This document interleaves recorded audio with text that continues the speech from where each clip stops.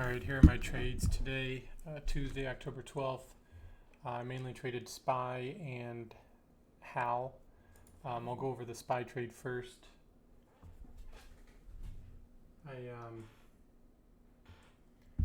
I did an opening drive play, got in pretty heavy, thought that I was getting a range resistance trade down. If I zoom out here on the 5-minute, you can see yesterday we had a sort of a big move up and then back down, where then price consolidated, and then we had a nice flush down under this 436 right here to get another multi-point move. And so then after the pre-market, it came all the way back up, hit that same area of 436. I was much more bearish bias at this 436 here for a continued move down.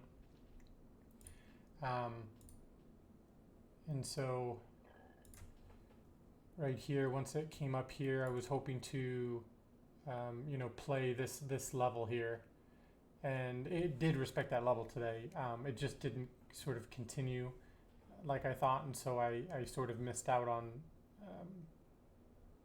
a bigger move and held and fought it a bit too hard. So basically, when it went down, which is good, but then instead of doing some kind of pullback to here or even a pullback up to 435 and then continuing, which is what I was hoping for. I was hoping for a continuation of this breakdown, but it didn't do that. Instead, it went down and came up so high that it flushed back through all of these should be resistance levels, came all the way back up above 435 up to here, and then from there just made a bunch of engulfing candles over and over. And so I know that, and what I'm learning is that when this isn't what I think it is, I need to look at the clues and see, and it was giving me multiple clues after that first 20 minutes here. So again, I got in 3 times, 1, 2, 3, and then it started coming back up. So I got out of some of my position, added it back in. So I had 3 units on, and I thought as soon as it flushed down through 435, I had a lot of shares and I had a good move ahead of me. So I pulled out my ATR trend line and started figuring out where my targets were going to be and how to manage this. But within a matter of minutes, it consolidated and then flushed up. So we had this climactic volume right here, or what looked like climactic volume, and then we had really big volume on the break back into 435. So those were multiple clues that this thing is not acting like a normal trend trade, which is fine. It's totally fine. We're not going to get those every day. Had this been one, I would have been a monster trade, and hopefully I'll trade it like I did at the beginning, and I'll be able to manage it. But I learned some lessons here, and it's not to fight it so much. But those were some of the clues that this thing wasn't trending just yet. And so that climactic volume, this sort of rip back up with a lot of volume back through 435, not a good retest. It breaks through retests. And then from here on out, you can see lots of engulfing candles. And then when candles break, you get more engulfing candles. So it's just a good moving stock is going to have a VPA, good candle down, a lower volume up, maybe even another lower volume up, and then a continuation down. And as soon as it breaks that low, you're going to get more VPA. And it's just going to continue to move correctly like that. And we all know how that works with volume and how a good moving stock is. But then when you have a stock that goes down on almost climactic volume and then comes back up and then comes even higher, and then you have pretty high volume on that one, and then it comes down and then it comes right back up, well, then you have just a range. You're in the gray area. You just shouldn't be fighting it, because it's just getting people's money and just doing lots of rotation in here. So I learned a lot on this, and I'm happy that it happened, because I'm going to gain from it. so yeah, and so here I did add in thinking it wasn't going to break 435 and it did. So I got out of some of my position, added back in, thought it might be then continuing down, partialed. It did come all the way back up, but held, came back down, partialed again. So I kept partialing down here, feeling like it was not going to break this, which it didn't.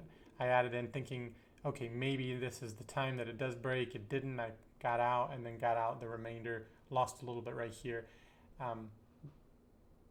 This is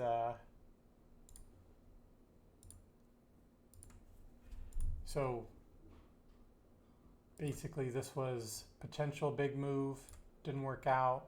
You start to back out, and then honestly, even these ads and these tries are okay. But once this happened, I'm done. I should give it a rest, take it easy.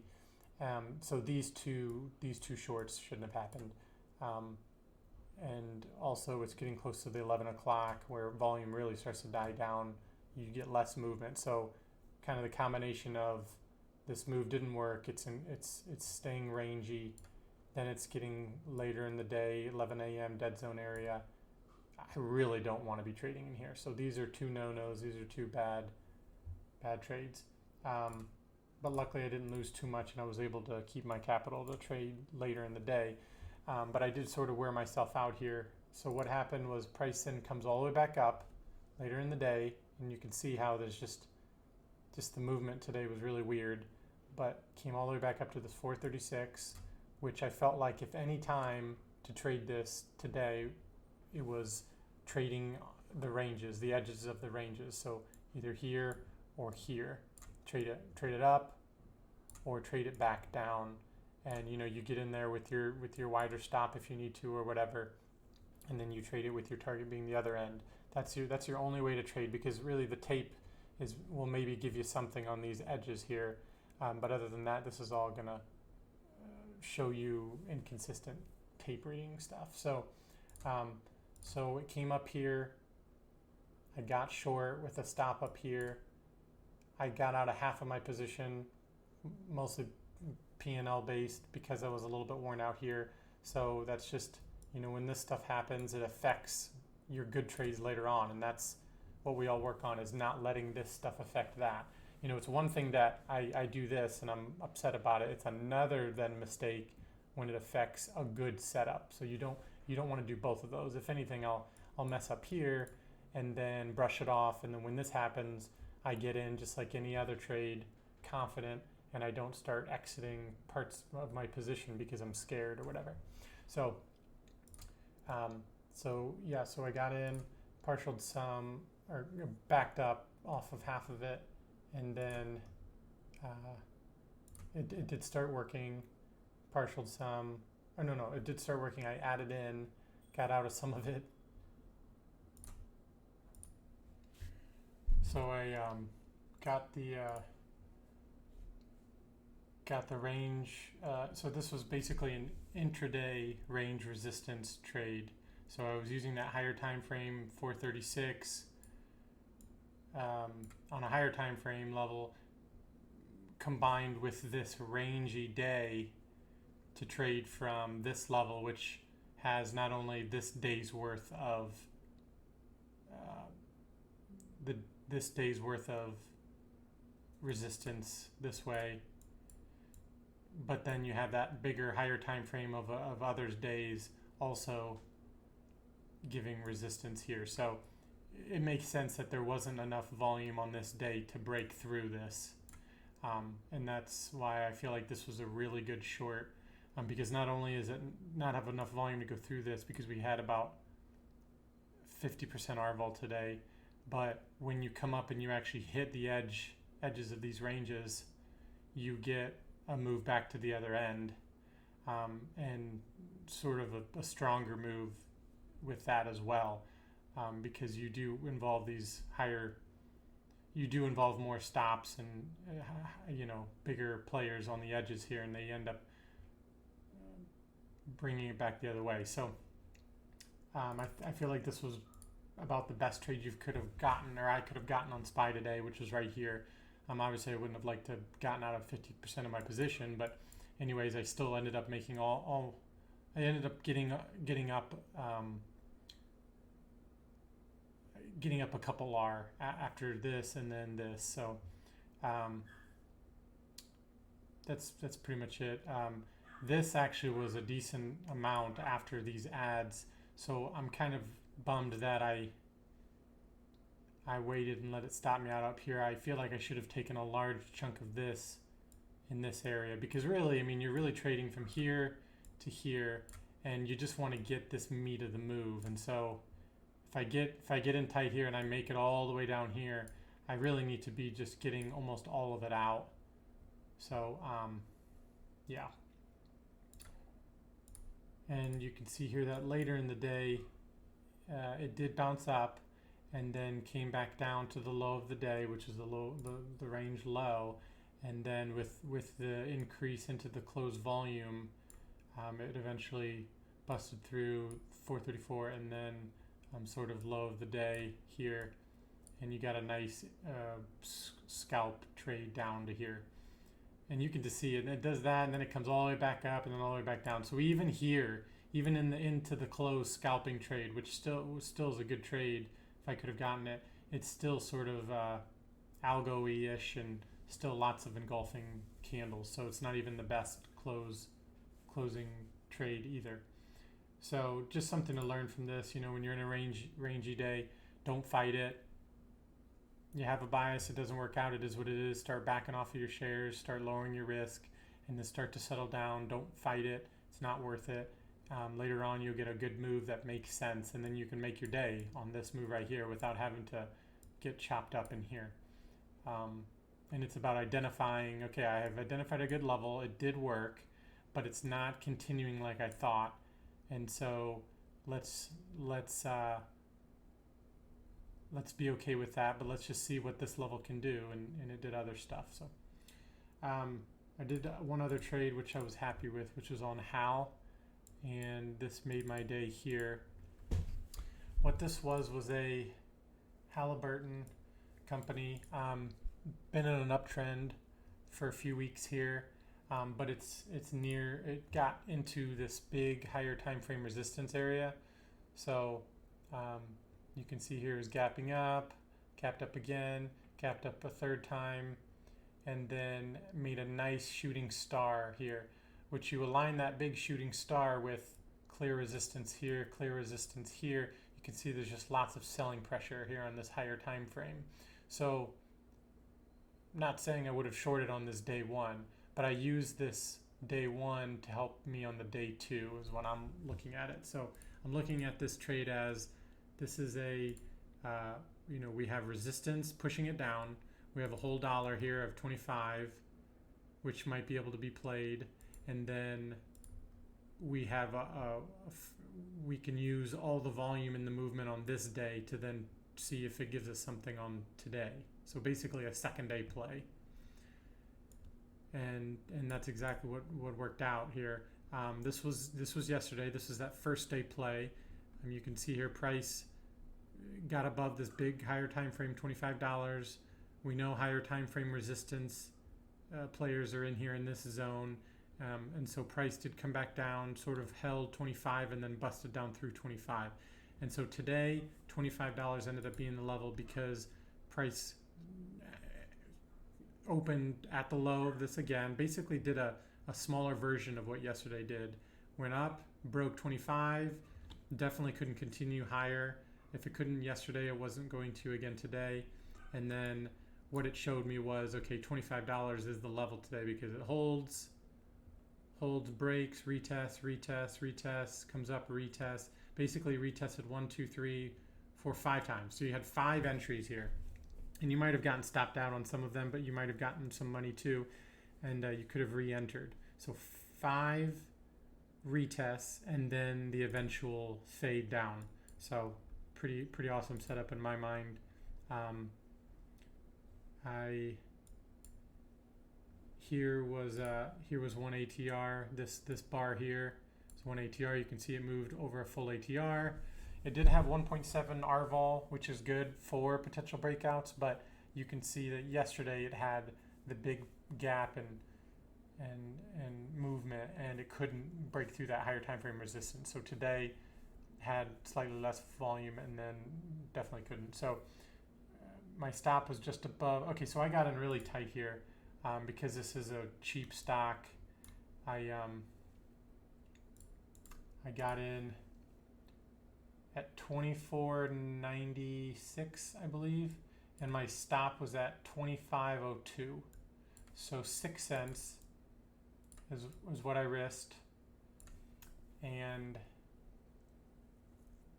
it started to work. And this whole thing was right around the time when the SPY went from the bottom of the range all the way to the top. And so right around here was when I started to short the SPY. So you can see how the SPY was aligned with HAL. So right here, yeah, so 12 o'clock. So here's 12 o'clock. SPY eventually then ripped up right at 12 o'clock and then started to sell off all the way till about 1:30. So right here, 12 o'clock, HAL came up, double topped, and then after 12 continued to sell down with the SPY. So the SPY helped it. And it's not like the SPY was breaking out or breaking up, it was just staying in this bigger range.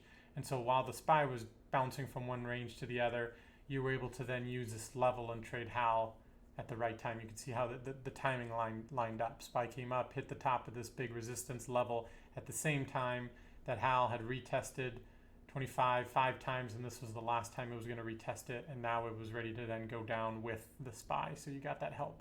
So I feel like that's kind of how to use the SPY in conjunction with your trade sometimes. So it did come back and retest. It did retest one more time while I was in it, but it wasn't going up like the SPY was, and it was holding this 25. So I held on, and I feel like I managed this pretty well. I made like 6 units on it. I risked 1 unit and made 6 on it. So I think it was 6. I'll have to look at it again, but partialed at. I think I might have just partialed here just because, but there was a big bid for a large percentage of this time. There was a big bid at 24.65. So I think I put something out at like 68 cents or somewhere in this area. And I think, yeah, and then there was another one at 60 for a while. And so I basically just held on to this for a while and really let it breathe and work. And I felt like even during this area, I felt like it just didn't even want to come up to VWAP. And I almost got stopped out right here, but I really held. Felt like this kind of low was, might hold it from going up above, and sure enough, it did. So I'm really happy I did, because I ended up getting some really good final partials here, all out, almost at low of day, which is cool. But yeah, I really let it breathe here. And wanted to add, obviously, but I'm glad I didn't, because it ended up working out well. This was a good add, I felt like, because when I added, my stop was still pretty high, and I was able to give it this breathing room. So because my add was good and it wasn't so tight, I was able to give this some breathing room, this little fake break out of this range, and then continuation. So really, probably the best part of this trade was my add here, because number one, I got more money out of it. Number two, my add wasn't so heavy that it moved my stop too tight and didn't allow the price to go against me. It allowed it to go against me more, and then I was more patient. And so I combined that good add with some patience, and I was able to get a really good trade out of here. Really happy with this. I don't know if this is my A+ trade, but this is definitely like an A trade. Yeah, I'm not sure why. I'll just have to think about that more. But in terms of the criteria that I normally utilize, like ATR, RVOL, all of that, I think I did utilize a lot of that. I mean, I used this level. I usually put a strength or an importance to the level. So this 25, I felt like was like an 8 out of 10. It wasn't a 10 out of 10, but just because it was kind of specific. It's a second day play. You know, on the daily, $25 isn't necessarily the exact level. It's more like these zones. So maybe the zone, I think the zone is a 10 out of 10. I think like this big kind of zone up here is a 10 out of 10, but you can see how it's a pretty big zone compared to its ATR. So because of that, this 25 is sort of specific, and so I kind of downgraded it to an 8 out of 10. Maybe a 9 out of 10, because second day play it's really good. It's a really good play, and then you see it respecting it here today. ATR, it already moved an ATR, so it was good for an exhaustion pullback. So ATR used RVOL 1.7. I mean, yeah, I don't know how much the RVOL was impactful. The overall market, yeah. So I don't know. Overall, good trade, and I think I was pretty in control of it. And that's all I got for today.